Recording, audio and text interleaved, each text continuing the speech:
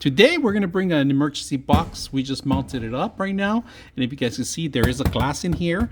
When you open it up, you can have your emergency kit. I even put a fire extinguisher right here that we're going to mount on the side. We have our emergency kit here.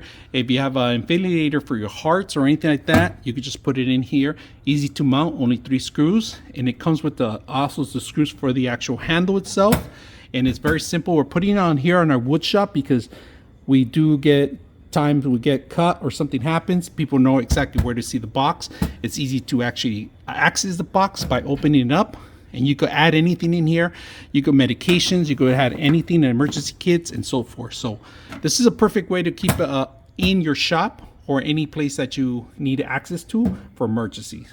So if you work on a wood shop and you get injured or something happens, or maybe something falls in your eyes, you go always guide yourself to the actual emergency box. It's full of medical stuff in there, and we have our emergency kit ready to go. So hope you guys enjoy the video.